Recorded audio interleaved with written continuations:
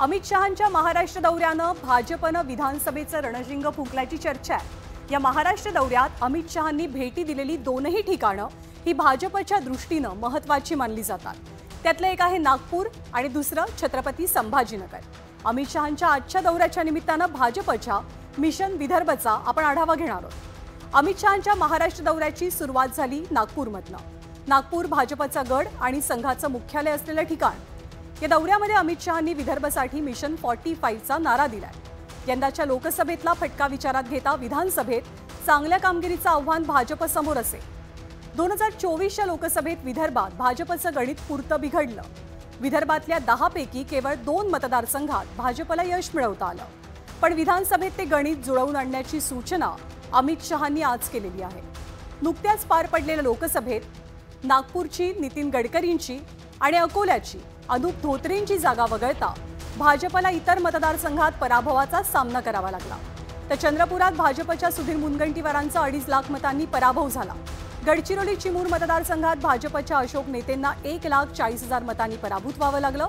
वर्ध्यातनं भाजपचे रामदास तडस 46,000 मतांनी निवडणूक हरले। या आधीच्या निवडणुकांचा विचार केला तर 2014 साली लोकसभेत भाजपनं विदर्भात 10 पैकी 10 जागांवरती यश मिळवलेलं, तर 2019 साली भाजपनं 9 जागा जिंकलेल्या होत्या।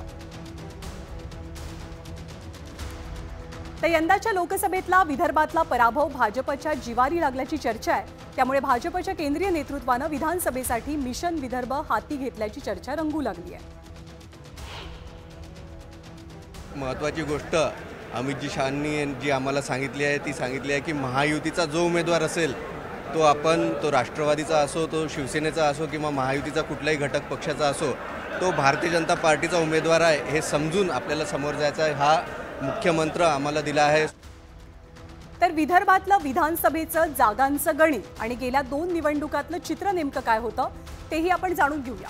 विदर्भामध्ये विधानसभेच्या एकूण 62 जागा आहेत, म्हणजे 62 मतदारसंघ आहेत। 2014 साली भाजपनं यापैकी 44 जागांवरती विजय मिळवला होता, तर 2019 साली भाजप केवळ 29 मतदारसंघांमध्ये यशस्वी झाली। यंदा म्हणजे 2024 साली विदर्भातली समीकरणं आणखी बदललेली दिसतात। भाजप, शिवसेना आणि राष्ट्रवादी अशी युती निवडणूक लढवणार आहे। 2019 साली युतीमध्ये अखंड शिवसेनेनं लढवलेल्या जागा या सेटिंग गेटिंग फॉर्म्युलानुसार त्यांना द्यायला भाजपची हरकत नसल्याचं कळतंय। पण अखंड राष्ट्रवादीनं जिंकलेल्या 6 पैकी 5 जागा भाजपनं सुद्धा 2019 साली लढवलेल्या, त्यामुळे या जागांचं गणित अवघड बनू शकतं। सध्या राष्ट्रवादीच्या ताब्यात असलेल्या मतदारसंघांमध्ये अनिल देशमुखांचा काटोल मतदारसंघ, अर्थात हा राष्ट्रवादी शरदचंद्र पवार पक्षाचा मतदारसंघ आहे। त्याचबरोबर राजेंद्र शिंगणेंचा सिंदखेड राजा, राजेंद्र कारेमारेंचा तुमसर मतदारसंघ, मनोहर चंद्रिकापुरेंचा अर्जुनी मोरगाव मतदारसंघ, धर्मराव बाबा अत्राम यांचा अहेरी मतदारसंघ, इंद्रनील नाईक यांचा पुसद मतदारसंघ या मतदारसंघांचा समावेश आहे। तर मोर्शीचे आमदार देवेंद्र भुयार हे सुद्धा अजित पवारांसोबतच आहेत। आत्ताच्या लोकसभा निवडणुकीमध्ये जवळपास 35 ठिकाणी महाविकास आघाडीच्या उमेदवारांना तिथे बहुमत म्हणजे अधिक मतं मिळालेली आहेत। त्यामुळं तेवढ्या जागा महाविकास आघाडी विधानसभेच्या अधिक नेटानं लढवू शकतं हे लक्षात घेऊन भाजपला तिथं प्लॅनिंग करावं लागणार आहे। म्हणून आज या बैठकांना अतिशय महत्त्व आलेलं आहे। तर नुकत्याच पार पडलेल्या लोकसभा निकालाच्या आधारे विधानसभेचं गणित मांडायचं तर विदर्भातल्या 62 जागांपैकी महाविकास आघाडी 42 तर महायुती केवळ 19 जागांवरती आघाडीवर असल्याचं चित्र दिसतं आणि हीच भाजपसाठी धोक्याची सूचनाही मानली जाते। अमित शहांच्या दौऱ्यानंतर 5 ऑक्टोबरला पंतप्रधान नरेंद्र मोदी बंजारा समाजाचं श्रद्धास्थान असलेल्या पोहरादेवीत येतात। पश्चिम महाराष्ट्रापाठोपाठ सर्वाधिक आमदार असलेल्या विदर्भातनं राज्याच्या सत्तेचा मार्ग जातो असं म्हणतात। त्यामुळे लोकसभेत गमावलेली मतं कमावण्यासाठी भाजपनं मिशन विदर्भ हाती घेतल्याचं दिसतंय। आणि यानंतर पाहूया पुढची बातमी।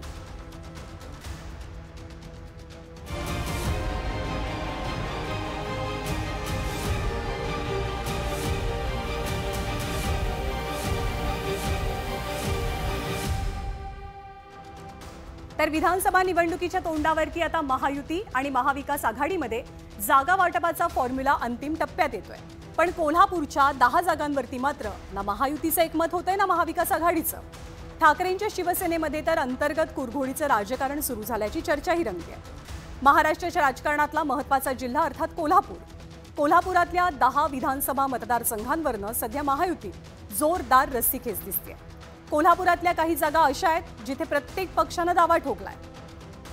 अजित पवारांच्या राष्ट्रवादीनं हसन मुश्रीफांचा कागल, राजेश पाटील यांचा चंदगड, काँग्रेसचे आमदार जयश्री जाधव यांचा कोल्हापूर उत्तर आणि ठाकरेंच्या शिवसेनेचे आमदार उल्हास पाटील यांच्या शिरोळ या 4 जागांवरती आपला दावा सांगितलाय. आम्ही 4 जागेच्या मागण्या केलेल्या आहेत. राष्ट्रवादी अजित पवार गटाला 4 जागा मिळाव्यात अशी आमची मागणी आहे. कोणकोणती मतदारसंघ? आमचे 2 आहेतच. त्यानंतर आम्ही शिरोळ मतदारसंघ मागितलेला आहे आणि 4था मतदारसंघ आम्ही कोल्हापूर शहर मागितलेला आहे. तर राष्ट्रवादीकडनं भाजपच्या इच्छेवरती पाणी फिरवलं जात असताना भाजपनं सुद्धा शांत बसायचं नाही असंच ठरवलेलं दिसतंय. भाजपनं थेट 10 पैकी 5 जागांवरती दावा केलाय.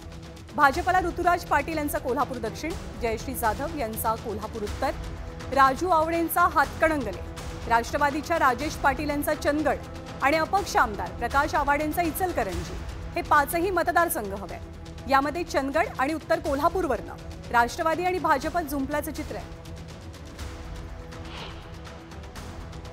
कोल्हापूर जिल्ह्यामध्ये ज्या 10 जागा आहेत त्यामध्ये अधिक जागा आम्हाला मिळाल्या पाहिजे.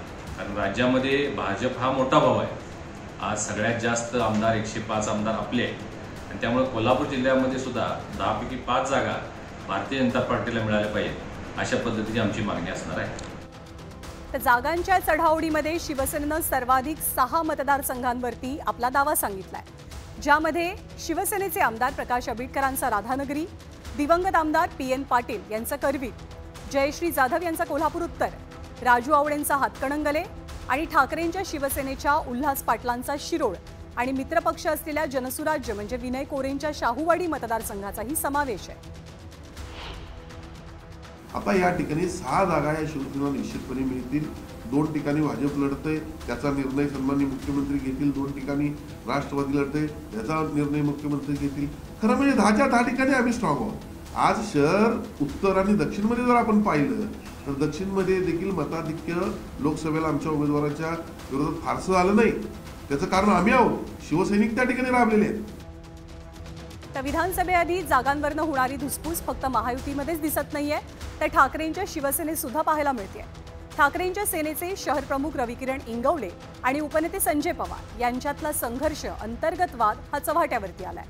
संजय पवार यांनी विधानसभा निवडणुकीच्या पार्श्वभूमीवर बोलावलेल्या मेळाव्यात रविकिरण इंगवलेंना डावललं आणि ते नाराज झाले. त्यांनी आता थेट कोल्हापूर उत्तरची जागा सोडणार नाही असा इशारा दिलाय. देवाच्या कृपेनं उद्धव साहेबांच्या आशीर्वादानं जर तिकीट मिळालं तर अतिउत्तम.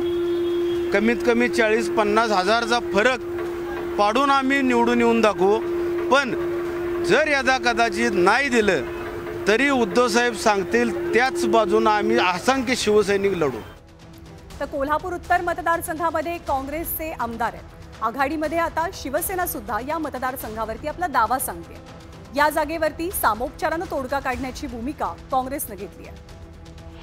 कोल्हापूर जिल्ह्यामधल्या 10 जागांचा कुठलाही वाद होणार नाही. महाविकास आघाडी म्हणून आम्ही 3 पक्ष एकत्रित आहोत.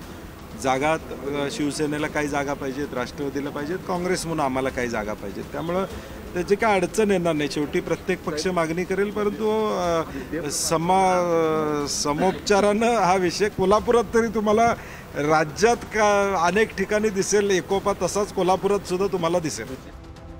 तर महायुती आणि महाविकास आघाडी दोघांकडनं होणाऱ्या दावे प्रतिदाव्यांमुळे विधानसभेच्या जागांवरनं कोल्हापुरात सर्वपक्षीय गोंधळ पाहायला मिळत असल्याची चर्चा आहे. महाराष्ट्राच्या राजकीय इतिहासात पहिल्यांदाच भाजप आणि शिवसेना राष्ट्रवादी काँग्रेससोबत निवडणूक लढवते, तर महाविकास आघाडीमध्ये सुद्धा तेच चित्र दिसतंय. त्यामुळे जागा वाटपाचं गणित सोडवणं सर्वांसाठीच अवघड काम बनलंय. जागांसाठी महायुती आणि आघाडी दोनही बाजूंकडनं सुरू असलेली रस्सीखेच पाहता कोण आपल्या पसंतीच्या किती जागा पदरात पाडून घेण्यात यशस्वी ठरतोय हे पाहावं लागेल. आणि यानंतरची पुढची बातमी कोकणातनं राणे विरुद्ध नाईक या संघर्षाची.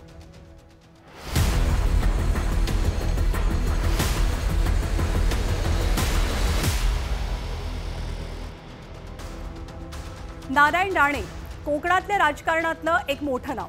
सध्या केंद्रामध्ये माजी मंत्री असलेले नारायण राणे, त्यांचे थोरले सुपुत्र आणि माजी खासदार निलेश राणे आणि भाजपचे विद्यमान आमदार नितेश राणे हे तिघेही राजकारणामध्ये कमालीचे सक्रिय दिसतात.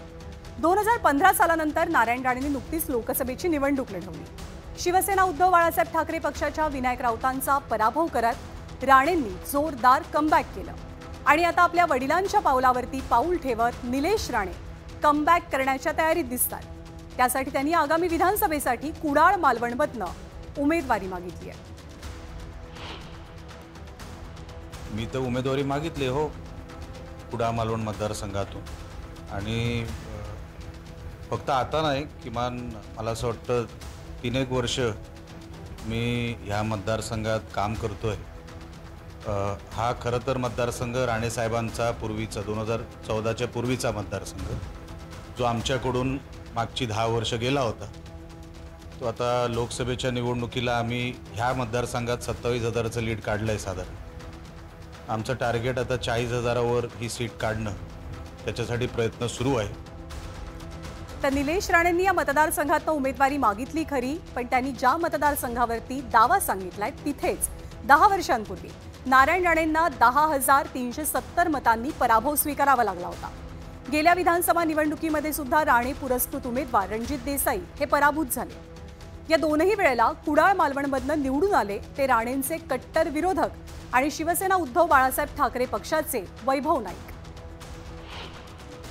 कुडाळ मालवण हा जिल्ह्यातील असा मतदारसंघ आहे. त्या ठिकाणी ठाकरे सेनेचे आमदार वैभव नाईक हे तिथं दोनदा निवडून आलेले आहेत. लोकसभेमध्ये नारायण राणेंना मोठं मताधिक्य जरी या मतदारसंघात मिळालं असलं तरी विधानसभेची गणितं वेगळे आहेत, विधानसभेचे राज्यातले विषय वेगळे आहेत.